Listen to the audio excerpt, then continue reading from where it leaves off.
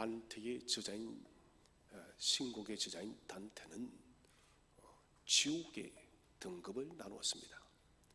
가장 깊은 곳에는 사탄, 악한 영들이 들어가고, 그 다음 두 번째 단계에 배신자가 들어간다 했습니다. 그리고는 브루투스 같은 악한 배신자가 지옥의 2단계에 들어간다, 이렇게 이야기를 했어요. 단테가 지옥의 3단계 중에서 배신자를 2단계에 넣었던 것은 그만큼 배신자는 용서할 수 없는 그런 사람된 것이죠. 우리는 살아오면서 믿었던 사람들에게 발등을 찍힌 일들이 있을 것입니다. 누군가에게, 믿었던 사람에게 배신을 당할 때는 그 마음은 이루 어떻게 표현할 수가 없어요. 너무 많이 힘듭니다. 정말 내 모든 것을 다 주어서 그 사람을 믿었는데 그 사람이 나를 돌아섰다는 것은 용서하기가 참 쉽지 않습니다. 주님은 당신의 공생의 기한 동안 12제자와 함께 3년을 보냈습니다. 그런데 주님께서 잡히시던 그날에 무슨 일이 벌어졌습니까? 가룟 유다는 예수님을 팔아넘겨버렸습니다. 그리고 제자들은 주님께서 잡히시자 뿔뿔이 흩어지고 도망쳐버렸습니다. 심지어 수제자였던 베드로는 닭 울기 전에 3번이나 주님을 부인하고 맹세하며 저주까지 했어요. 주님께서는 인간으로서 겪을 수 있는 그런 정말 치명적인 아픔을 고스란히 받았습니다. 십자가의 고난도 고난이지만 당신이 믿고 사랑했던 제자들로부터 배신당한 주님의 마음을 한번 생각해 봤습니까? 정말 여러분, 용서되지 않는 일입니다. 그런데 부활하신 주님은 이 모든 것을 다 삭제해 버렸습니다. 제자들이 자신을 버리고 도망갔던 것과 베드로가 주님을 3번이나 부인하며 맹세 저주까지 했던 그 일도 주님은 다 잊어버리시고 주님은 오늘 제자들에게 나타났습니다. 주님께서는 성천하시기 직전까지 10번 사람들에게 나타났어요. 오늘 이 본문 요한복음에 나타난 이 사건은 전체 10번의 나타나심 중에서 7번째 사건입니다. 요한복음에서는 3번째 나타난 사건이고 전체적인 맥락에서는 7번째 주님께서 나타난 사건이에요. 오늘 주님께서 베드로와 제자들에게 나타나신 것은 그들을 1차적으로 일으키기 위한 것입니다. 여러분, 제자들도 얼마나 죄송스럽고 민망하고 부끄럽겠습니까? 그래서 그들을 다시 일으켜야 되는 것입니다. 그리고 그들에게 사명을 줘야 됩니다. 제자들은 지친 몸과 마음과 모든 것을 통해서 그들은 다시 물고기를 잡으러 갔습니다. 밤새도록 고기를 잡았지만 한 마리도 잡지를 못했어요. 그들은 춥고 지치고 또 배도 고팠습니다. 아침에 날이 밝아올 무렵에 누군가가 너희가 고기를 얘들아 많이 잡았느냐, 그 말씀을 읽고 주님께서 말씀하십니다. 그물을 배의 오른편에 내려라. 그랬더니 엄청난 고기가 올라왔습니다. 그 즉각적으로 예수님이신 줄 알고 그들이 달려왔더니 주님께서 숯불을 피우시고 조반을 준비하셨습니다. 이들에게 주님께서는 어떤 책망도 하지 않았습니다. 너 왜 나를 배신했느냐? 너 왜 나를 버리고 도망갔느냐? 아무런 말씀도 하시지 않으시고 한마디 하십니다. 와서 먹으라. 와서 먹으라. 지치고 상심하고 실패한 이들에게 최고의 말씀입니다. 여러분, 달리 무슨 말이 필요할까요? 이미 제자들은 알고 있습니다. 그들이 무슨 죄를 범했는지. 심각한 죄예요. 배신입니다. 있을 수 없는 일입니다. 그들에게 너 왜 나를 배신했니? 이 말이 아니라 와서 먹으라. 부활하신 주님은 책망의 주님이 아니라 저와 여러분의 연약한 것과 부족한 것과 실패한 것을 살피시고 일으키시는 위대한 주님이심을 믿으시기를 바랍니다. 오늘도 우리를 찾아오셔서 우리의 실패와 우리의 연약한 것과 우리의 부족한 것들을 다 살피시고 우리를 위로하시는 주님이 바로 부활의 주님이십니다. 지치고 춥고 배고픈 제자들을 위해서 조반을 준비하신 오늘의 본문, 이 본문의 메시지는 우리에게 전체적으로 무엇을 말하고 있을까요? 첫 번째 주제는 부활의 예수님이 준비하신 식사가 가지는 의미입니다. 대체 이 조반, 이 아침 식사의 의미는 무엇을 말하고 있는가? 첫 번째는 예수님의 조반은 우리의 필요를 채워주고 있습니다. 서두에 말씀드렸다시피 주님을 배반하고 도망쳤던 제자들. 그런데 베드로는 좀 더 심각합니다. 3번이나 주님을 부인했습니다. 나는 그를 알지 못한다고. 그리고 저주하며 맹세까지 했습니다. 부활하신 예수는 입이 6번이나 제자들과 사람들에게 나타났지만 제자들의 마음은 회복되지를 못하는 거예요, 여러분. 제가 여러분 베드로가 되었다 가정했을 때, 제가 제자들이 되었다 가정해서 봤을 때, 저도 여러분 회복이 되지 않았을 것 같아요. 왜요? 너무나도 죄송스럽고 부끄럽고 송구스럽기 때문에. 그래서 도무지 고개를 들 수가 없는 것입니다.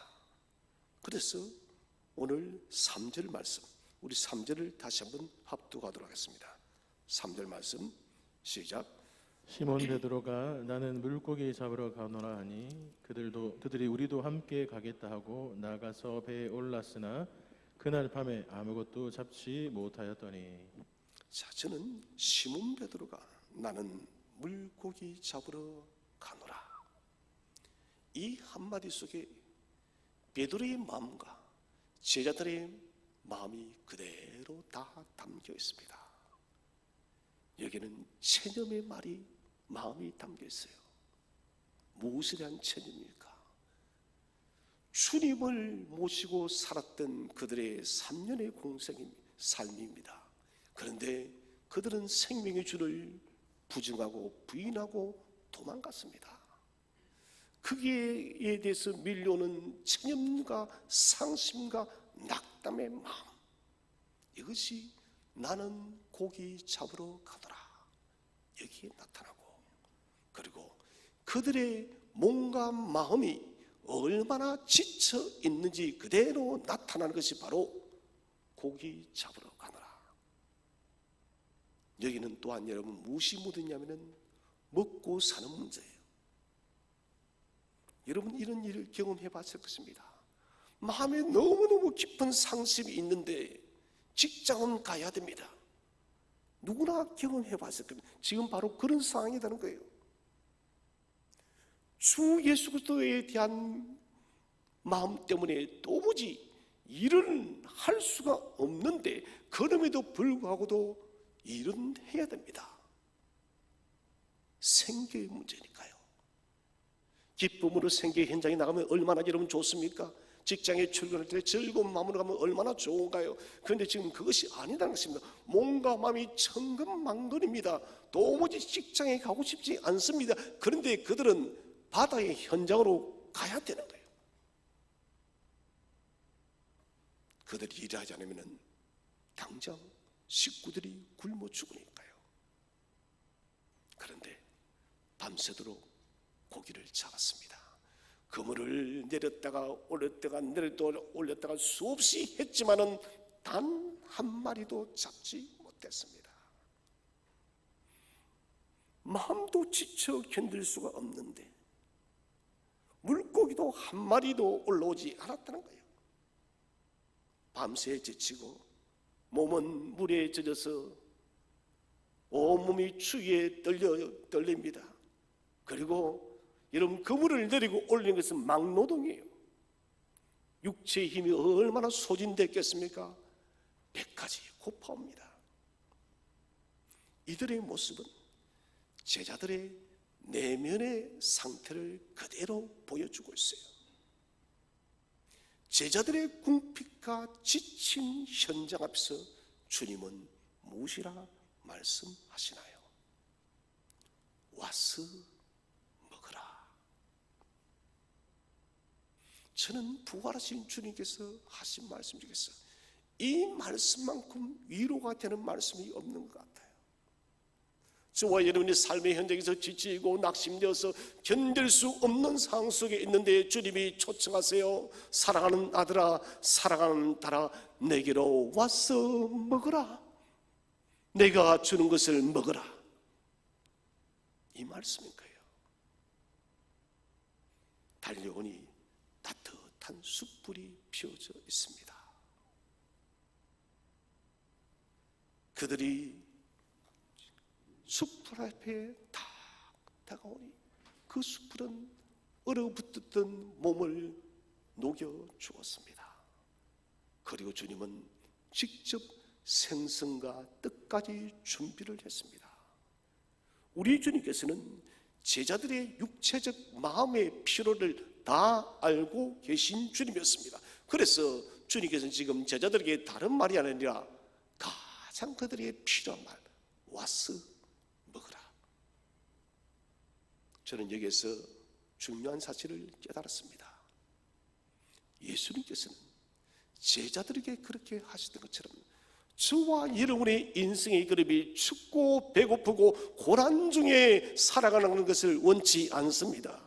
우리가 춥고 배고프고 궁핍하고 힘겹고 견딜 수 없는 삶의 현장에 있을 때 주님은 그것을 살펴보시고 위로하시고 우리를 일으키시는 분이심을 믿으시길 바랍니다.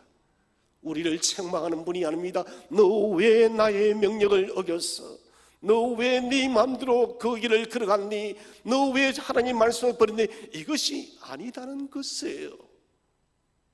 먼저 우리를 찾아오셔서 그래, 사랑하는 아들아, 사랑하는 딸아, 너가 이 세상 살면서 얼마나 많이 지쳐서 그래, 나 너의 수고름, 너의 힘겨움 다 알아. 그러니 나의 손을 잡으렴. 여러분, 주님의 위대한 손을 잡으시기를 바랍니다. 주님은 위로의 손을 내미십니다. 격려의 손을 내미십니다. 우리를 일으키는 손을 내밀고 계시는 거예요. 주님은 우리 성도들이, 주님의 당신의 자녀들이 불행하는 것을 원치 않습니다. 불행 속에 잠겨서 낙심하는 것을 원치 않습니다. 우리가 이런 불행하고 낙심하고 가난하고 궁핍하면은 주님을 잘 섬길 수가 없어요. 그렇지 않던가요? 내가 주님 앞에 이렇게 헌신하고 싶은데 내가 경제적으로 너무너무 궁핍합니다. 내가 건강적으로 너무너무 힘들어요. 하고 싶어도 할 수 없어요. 주님은 여러분, 우리가 궁핍하고 연약하고 낙심 속에 있는 것을 원치 않습니다. 우리가 강건하고 부유하고 형통하기를 원하는 것이 주님의 마음임을 믿으시길 바랍니다. 주님은 이것을 주는 거예요. 오늘 우리의 결핍과 우리의 가난과 우리의 연약함과 우리의 실패를 보시고 일으키면서 와서 먹으라. 주님이 와서 먹으라고 초청할 때 여러분, 주님이 주시는 것은 우리의 영과 육체와 우리의 삶의 모든 현장을 일으키는 위대한 생명의 양식임을 믿으시길 바랍니다.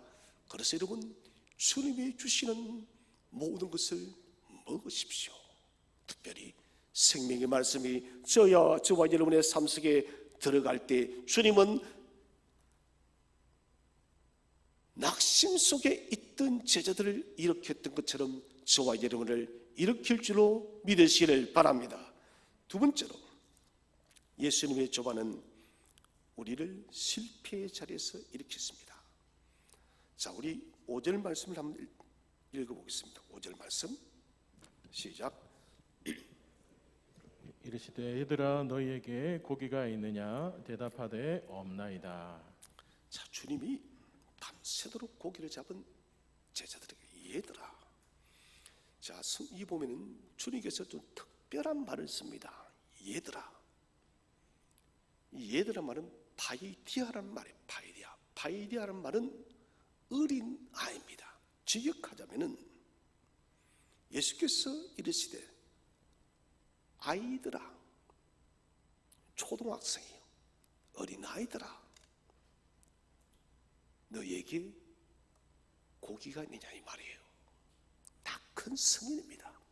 주님은 단 한 번도 공생에 기한 동안 제자들에게 바이디아, 어린 아이라는 말을 사용한 적이 없습니다.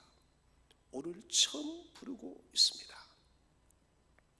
여기에는 주님의 깊은 의도가 있어요.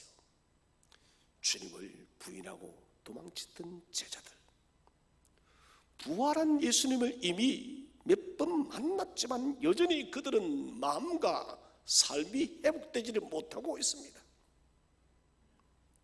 그래서 주님의 눈에는 그저 이들이 어린 아이처럼 보이는 거예요. 마치 우리 부모님들이 어떻습니까? 자녀들이 50, 60이 되어도 부모님 눈은 자녀들이 무엇입니까? 아이들이에요. 그렇지 않나요? 장가를 가도 시집 가도 아이를 낳아도 여전히 부모님 눈에는 자녀들이 갓난 아이 같고 초등학생 같습니다. 여기는 중요한 것이 묻어있죠. 사랑이에요. 이 바이디아, 얘들하는 말 속에는 사랑의 마음이 그대로 녹아있는 거예요. 얘들아, 그래, 나 너희들 마음 다 알아. 너희들 힘들지? 그래, 그럴 수 있어 이 말이에요. 그래서 이 얘들아는 어떤 지능적 능력을 낮추는 게 아니에요. 저는 최고의 자애로운 말이다. 어쩌면은 얘들아는 표현보다 더 적합한 표현이 없다. 왜? 주님의 사랑과 동정과 연민이 그대로 묻어졌어. 너희들은 어린 아이들이니까 그런 실수할 수 있다는 거예요. 여러분 이해가십니까? 다 큰 성인이 실수하고 실패하면 우리가 책망할 수 있지만 주님 눈에는 제자들이 어린 아이와 같기 때문에, 저와 여러분들도 어린 아이들 같기 때문에 우리가 혹 실수하고 실패하고 넘어져도 여러분 너무 염려하지 마시기를 바랍니다. 주님은 뭘 아나요? 그래, 너희들은 아직 어리니까 괜찮아 이 말이에요. 제자들은 전력을 다했지만 오늘 말씀대로 대답하되 없나이다. 여러분 없어야 돼요. 있으면 안 됩니다. 왜 그럴까요? 요한복음 15장 5절에서 주님 말씀하십니다. 나를 떠나서는 너희가 아무것도 할 수 없다. 여러분 주님을 떠나서 오늘 제자들이 고기를 만선을 했다면 이것은 실패예요. 내가 주님을 떠나서 주님을 멀리하고 나의 마음대로 살아가는데 내 인생 여러분 점점 더 잘되지만 여러분 이것은 망하는 것이에요. 저는 우리 성도님들이 주님을 떠나서는 아무것도 할 수 없기를 바랍니다. 주님과 함께할 때 모든 것을 이루시기를 축복을 드립니다. 이게 여러분 그리스도인의 원리입니다. 주님과 함께하면 모든 것을 다 하고 주님을 떠나서는 아무것도 할 수 없고, 이게 여러분 성도의 원리입니다. 주님의 오늘의 질문, 얘들아 너에게 고기가 있냐? 고기는 여러분 진수성찬의 최고의 고기를 말하고 있습니다. 진수성찬을 올림하는 그런 고기가 있느냐? 없어요. 지금은 주님인지는 모르죠. 이 질문 속에는 예수님께서 그들의 마음과 육체를 만지고 있다는 것이에요. 이제 그들을 근원적으로 일으키기 위한 주님의 만지시는 역사의 출발이 뭐냐? 얘들아, 너희에게 고기가 있느냐? 그리고 뭘 하나요? 배를, 그물을 배 오른편에 던지라. 그들이 누가복음 5장처럼 믿고 그물을 내렸더니 그물을 들 수 없을 정도로 올라옵니다. 완성이에요. 이것은 무엇을 말할까요? 모든 자연 세계를 다스리는 능력이 오직 예수 그리스도께만 있음을 믿으시길 바랍니다. 제자들은 주님을 떠났더니 단 한 마리도 잡지를 못했는데, 그러나 주님이 얘들아 너희가 그물을 배 오른편에 던져라 했더니 자연을 다스리는 주님께서 만선의 기쁨을 준 줄로 믿으시길 바랍니다. 그리고 오늘 이 고기는, 이 정도의 무기는 그물이 찢어져야 됩니다. 그런데 그물은 찢어지지 않습니다. 우리가 여러분 주님과 함께 뭔가를 열심히 일을 했습니다. 그 결과가 너무 좋아요. 그 결과가 너무 큽니다. 이것은 배 그물로 비교해보자면 찢어질 수밖에 없는 그물인데, 여러분 그 그물을 주님이 찢어지지 않도록, 저와 여러분이 믿음 안에서 성공할 때 그 성공의 그물이 찢어지지 않도록 주님이 두 손으로 붙들고 있음을 믿으시기 바랍니다. 그래서 여러분, 믿음의 자녀들이 믿음의 성공을 할 때 주님은 찢어지지 않도록, 헛사가 되지 않도록 지키는 거예요. 제가 대학 때 이런 일이 한 번 있었습니다. 저는 낚시를 좋아하지만은 목회를 하면서는 거의 갈 기회가 없어요. 제가 사는 고향에서 낚시를 하다가 정말 큰 고기가 물었어요. 아마 저는 제가 태어나서 제일 큰 고기를 잡았던 것 같아요. 한 거짓말 좀 보태서 요만할 겁니다. 정말 큰 고기였어요. 힘겹게 그 리를 돌려서 당겼습니다. 고기를 저는 봤습니다. 왜냐하면 그건 3m, 2m 앞까지 왔는데, 그런데 딱 올리기 전에 줄이 떨어져 버린 거예요. 여러분 그 안타까움 이해가시나요? 그것만 잡았으면 우리 식구들 다 먹었을 건데 진짜 이만했어요. 그 큰 고기가 눈앞에 뚝 떨어져 버리니까 낚시를 못 하겠더라고요. 그대로 적 와버렸어요. 그런데 여러분, 우리가 주님 안에서 믿음의 성공을 할 때는 주님이 그 그물이 결단코 터지지 않게 주님이 지키심을 믿으시기 바랍니다. 주님의 전능하심이에요. 그래서 오늘 이 만선의 큰 기쁨 속에는 모든 자연 세계를 다스리는 전능하신 주님이 함께한다. 그리고 우리의 성공에는 결단코 그물이 터지지 않음을 믿으시기를 바랍니다. 부활의 주님은 저와 여러분의 삶의 현장을 외면하지 않습니다. 주님을 배반한 사건으로 몸과 마음이 다 지친 그들입니다. 삶에 필요한 생업의 문제, 물고기는 이름 잡아야 됩니다. 그들은 도전했지만 실패했습니다. 그런데 주님께서 실패한 그들에게 만선의 기쁨을 주는 거예요. 그리고 쫓아갑니다. 와서 먹어라. 여러분, 주님의 초청 앞으로 나아가시기를 바랍니다. 지금 인생의 수고의 짐이 무엇이든지 주님 앞에 나아가시기를 바랍니다. 주님은 우리의 가장 피로 적절한 숯불을 피우시고 떡과 물고기를 준비하여서 저와 여러분의 필요를 반드시 채워줄 줄로 믿으시기를 바랍니다. 세 번째로, 예수님의 조반은 마음을 살피는 조반이에요. 주님께서 아침을 다 먹기 전까지 아무런 말씀을 하지 않아요. 미소로 그들을 먹이십니다. 이번 성교순례 때 이 현장을 직접 가봤습니다. 베드로가 숯불을 피우고 떡과 생선을 먹었던 그 현장이요. 그리고 거기에 교회가 있어요. 저는 그곳에서 그 공간에서 바다를 보면서 주님께서 여기쯤 숯불을 피우시고 떡과 생선을 먹이셨구나. 갈릴리 바다는 여러분 가시면은 오늘 디베라호스와 똑같은 말이에요. 참 마음이 평안해요.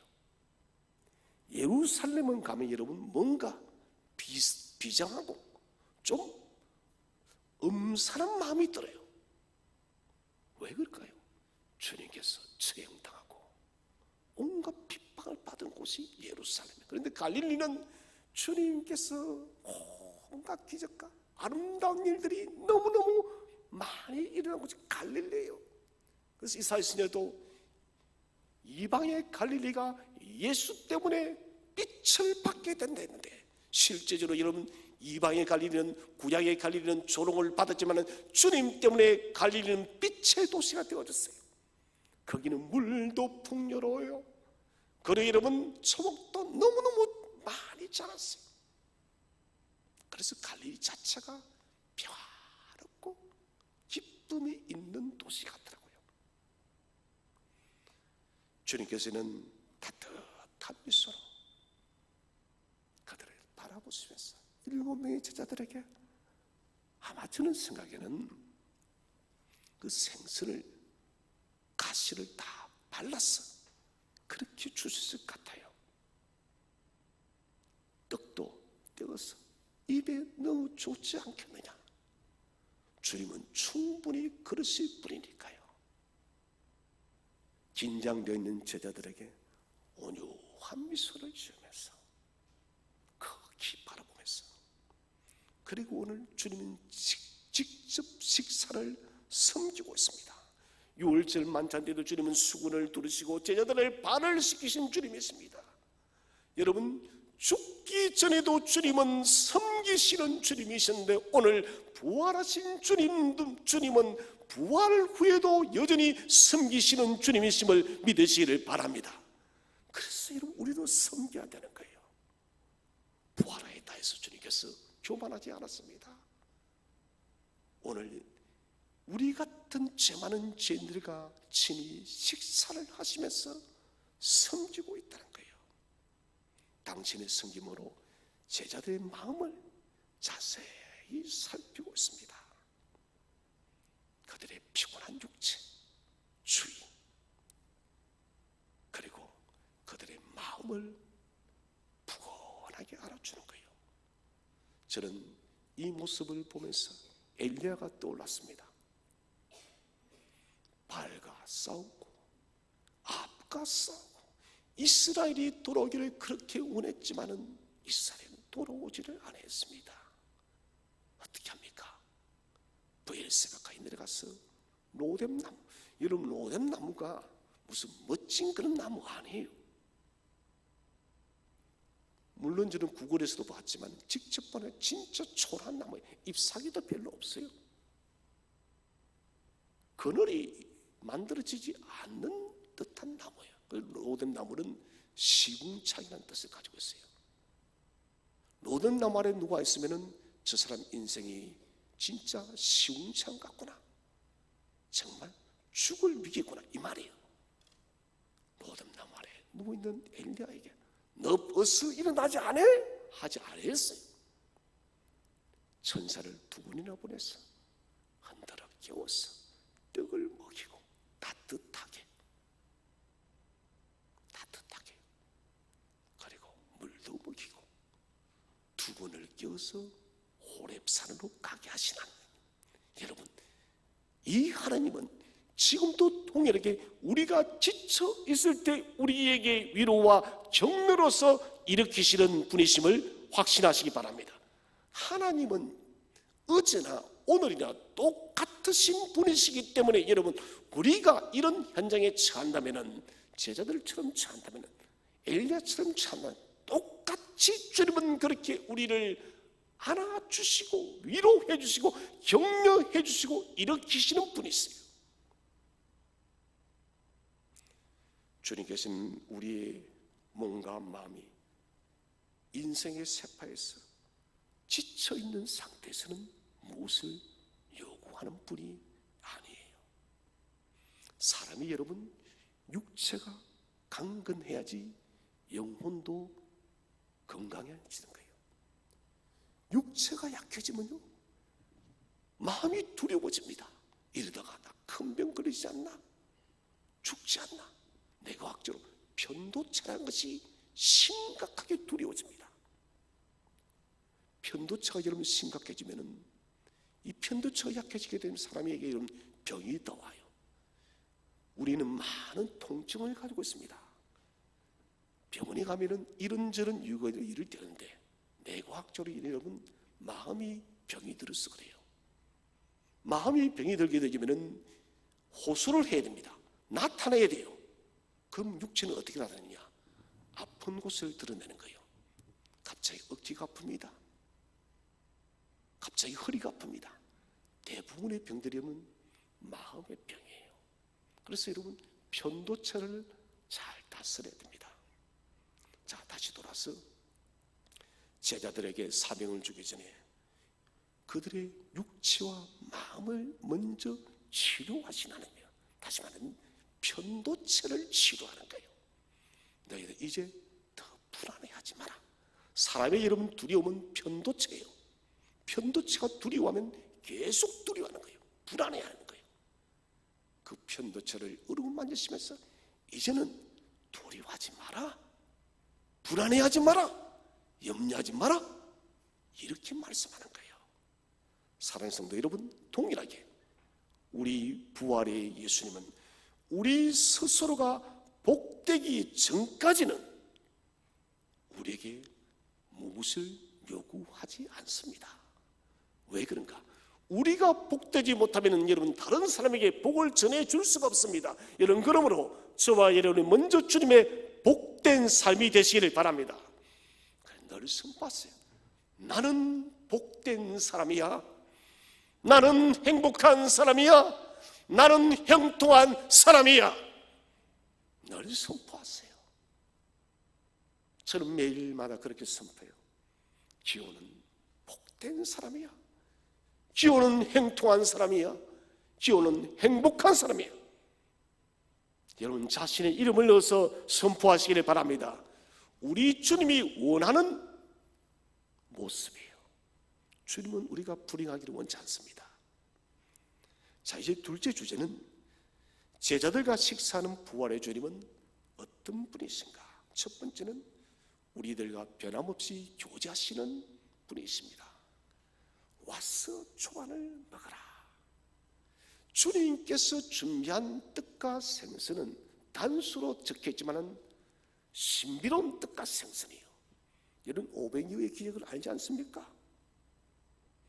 생선이 한 마리 있든 떡이 하나가 있든 아무 상관이 없는 거예요.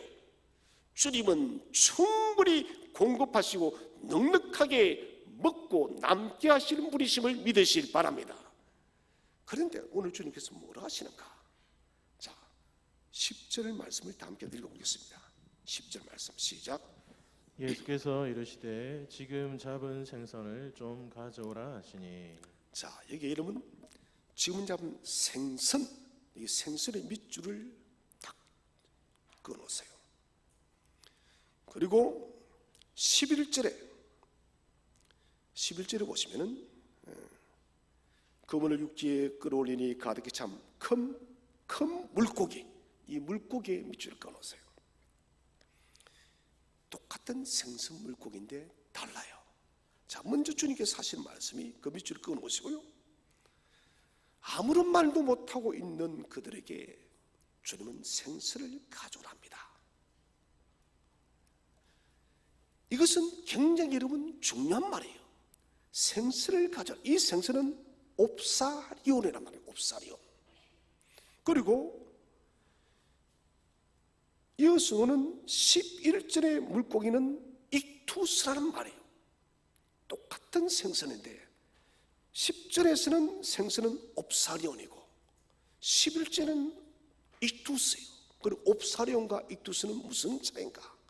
옵사리온은 말 그대로 필요 없는 상품의 가치가 없는 그런 생선, 그물에 찢겨서 상처가 나거나 손가락 2개만한 조그만 물고기, 이 옵사리온이 바로 500여 대의 그 생선이 옵사리온. 그래서 이거는 내버렸어요. 내버리면 가난한 사람들이 주우다가 반찬으로 썼어요. 그런데 11절에 보니 가득 찬 큰 물고기, 이는 익투스예요. 시장에 갖다가 팔 수가 있는 아주 고품질의 고품격의 생선입니다. 여러분 이상하지 않나요? 얘들아, 지금 잡은 익투스를 가지고 오라 해야 되지 않나요, 여러분? 지금 식사를 하잖아요. 그렇지 않나요? 옵사리온은 뭐 됐습니까? 내버리는 생선이었습니다. 그런데 주님께서는 제자들에게 얘들아, 옵사리온을 가지고 오너라. 저는 여기서 너무 큰 은혜를 받았습니다. 주님께서는 옵사리온을 가져오너라 하면서 옵사리온처럼 버려지고 상처나고 아무런 가치 없는 제자들의 처지를 지금 긍휼의 눈으로 바라보고 있는 거예요. 온몸과 마음이 옵사리온 생선처럼 초라한 제자들이에요. 그런데 주님께서 그 옵사리온을 가지고 오너라, 이 말은 뭡니까? 나는 너희가 옵사리온같이 가치가 없고 상처받고 연약해도 나는 너희들을 사랑한다, 이 말이에요. 여러분, 주님은 여러분 익투스를 가져오라 하지 않아요. 여러분, 옵사리온을 가져오너라. 저는 이 말씀을 보면서 눈물이 났어요. 나 같은 인생 옵사리온 같은 게 대체 무엇이다고 주님이 나를 사랑하셔서 십자가에 죽고 부활하셨는지, 상한 갈대를 꺾지 않으신 주님이십니다. 여러분, 지금 우리의 삶이 옵사리온처럼 형편없습니까? 괜찮아요. 주님 익투스를 가져오라 하지 않습니다. 옵사리온을 가지고 오너라. 주님은 우리들 있는 모습 그대로 안아주시고 있는 모습 그대로 품어주시는 분이심을 믿으시기를 바랍니다. 그 주님 지금도 우리를 쫓아가고 있습니다. 주님을 버리고 도망쳤던 우리들, 주님을 세 번이나 부인했던 베드로와 같은 우리의 인생, 도마처럼 나는 주님을 만져보지 않으면 믿을 수 없다라고 그렇게 말하는 불신앙의 우리들을 보면서도 주님은 우리를 외면하지 않는다. 나는 너희가 옵사리온보다 못해도 나는 너희들을 사랑해, 이 말이에요. 여러분, 나는 너희들을 버리지 않아. 나는 너희들을 사랑해. 여러분, 주님께서 운명하실 때에 누구와 함께 낙원에 들어가나요? 우편의 강도예요. 저는 여기서도 큰 은혜를 받았습니다. 주님과 함께 최초로 여러분 주님과 동행해서 낙원에 들어간 사람이 누구다고요? 우편 강도라는 거예요. 여러분, 이 속에 보이는 주님의 사랑이 느껴지십니까? 우편 강도 같은 사람, 옵사리온 같은 쓸데없는 쓸모없는 우리 인생이지만 주님은 우리를 가장 가치 있게 여긴다는 거예요. 여러분, 그래서 주님의 사랑은 한량 없고 헤아릴 수가 없는 것입니다. 주님 앞으로 가시기 바랍니다. 주님의 위대한 식사에 함께 하시기를 바랍니다. 두 번째는 변함없이 섬기시는 예수들을 보여줍니다. 자, 우리 13절 말씀을 다 함께 읽어보겠습니다. 13절 말씀 시작. 예수께서 가셔서 떡을 가져다가 그들에게 주시고 생선도 그와 같이 하시니라.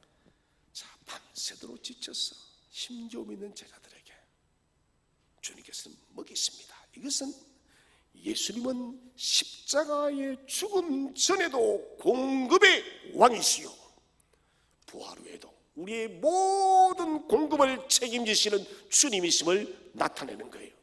여러분, 우리의 필요의 인생의 모든 삶의 공급은 오직 생명의 주 예수 그리스도부터 옴을 믿으시기를 바랍니다. 사도 요한의 예수님의 공적 사역은 요한복음 2장에서 포도주 공급을 통해서 출발합니다. 그리고 놀랍게도 요한복음을 보시면은 동일하게 제자들을 위한 식사로 요한복음 문을 닫습니다. 이것은 무슨 말일까요? 주님의 공생의 처음 표적도 저와 여러분의 필요를 채우셨고 공생의 마지막도 저와 여러분의 필요를 채우시는 위대한 주님이심을 믿으시기 바랍니다. 뭐를 말하나요? 우리의 모든 필요들을 알고 계시고 그 필요를 넉넉하게 채우시는 하나님, 지금 당장 여러분 그 필요가 채워지지 않아도 여러분 너무 낙심하지 마시기 바랍니다. 주님은 때가 되면 반드시 차고 넘치게 채워줄 줄로 믿으시기를 바랍니다. 세 번째 주제는 예수님의 식사 초청을 통해서 만들어진 놀라운 일은 무엇인가? 첫 번째는 부활의 주님과 식사의 교제를 통해 우리가 낮아지고 새로워졌습니다. 제자들이 주님 앞에 한 말씀은 딱 하나입니다. 오전에 고기가 없습니다. 이 한마디 그들의 공허감, 탈진, 배고픔을 그대로 보여주고 있습니다. 예수를 떠났을 때 우리는 이렇게 될 수밖에 없다는 것입니다. 예수를 떠나면 여러분 아무것도 없어요. 아무리 수고해도 그것은 헛수고예요. 요한은 요한복음에서 밤이란 단어를 자주 씁니다. 제가 한 세어보니 6번이에요. 6번. 밤은 말 그대로 뭔가 불길한 일, 어두운 일, 암울한 일이 있을 것을 암시합니다. 오늘 3절에도 그날 밤에 밤이 등장합니다. 이것은 이미 사도 요한은 밤은 어둠이요 좋지 않은 것입니다. 그들이 아무것도 잡지 못할 것을 암시하고 있습니다. 곧 실패와 상심이 그들에게 돌아올 것을 말하고 있다는 것입니다. 곧이어 요한은 말합니다. 날이 새어 갈 때에 아침은 여러분 언제나 생명이며 희망이라는 것을 믿으시기 바랍니다. 날이 새어 갈 때 우리 주님이 나타나셨어요. 뭐랍니까? 얘들아 고기가 있느냐? 주님은 아침의 여명처럼 제자들을 만드신 분이십니다. 주님이 함께 하지 않으면 여러분 우리 인생은 언제나 밤입니다. 그러나 그 밤이 아무리 깊어도 주님을 만나면 아침이 찾아옴을 믿으시기 바랍니다. 두 번째는 식사의 현장에서 경이로운 주님을 만남으로 다시 일어난 우리들입니다. 예수님의 경이로움은 물고기를 세알에 봤더니 큰 물고기 익투스가 몇 마리예요? 153마리. 여러 가지 해석하는데 그 153은 특별한 해석이 있는 것이 아닙니다. 많은 물고기를 말하는 거예요. 사실은 153마리는 넘습니다. 왜? 뭐가 있기 때문에 옵사리온이 있기 때문에. 옵사리온은 다 내버리고 상품 가치가 있는 익투스만 몇 마리요? 153마리. 이것은 디베랑 호수가에서는 있을 수 없는 일이 일어난 것입니다. 이 경이로운 사건 앞에 제자들은 할 말을 잃었습니다. 만약 주님 앞에 그들이 질문한다면 주님은 이렇게 말했을 것입니다. 에고 에이미는 나는 나다. 이것은 출애굽기 3장 14절에 모세가 당신의 이름이 무엇입니까? 하나님 뭐라 합니까? 나는 스스로 있는 자이다. 오늘 주님도 아마 그 말씀을 했을 것입니다. 제자들은 알았습니다. 그들은 거룩하신 예수님이 주시는 식사에 참여하고 지금 보는 그 주님은 자신의 발을 씻겼던 겸손의 주님이 부활의 생명으로 나타나셔서 그들 앞에 나타났다는 것을 이제 그들은 진실로 알았습니다. 주님이 정말 십자가에 죽으시고 부활하셨구나.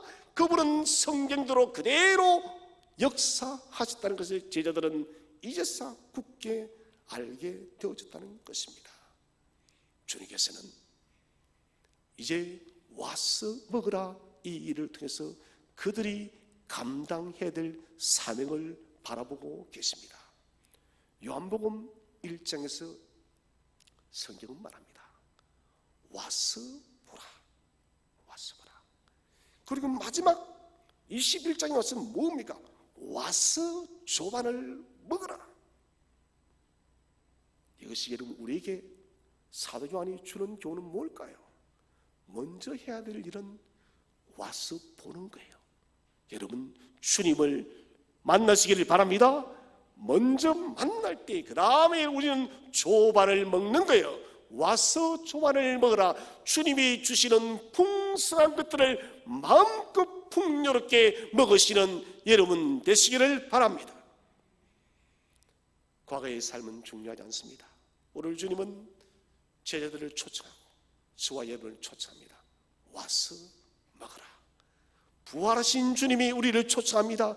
오늘의 우리 인생이 옵사리온 같아도 여러분 괜찮습니다. 생명의 주님의 초청 앞에 나가서 주님이 배설하시는 위대한 잔치에 참여하여 주님이 공급하시는 인생의 수많은 모든 것들을 풍요롭게 마음껏 받아 누려서 주님의 사명을 감당하는 위대하고 복된 제자들이 되시기를 주의 이름으로 축원드립니다.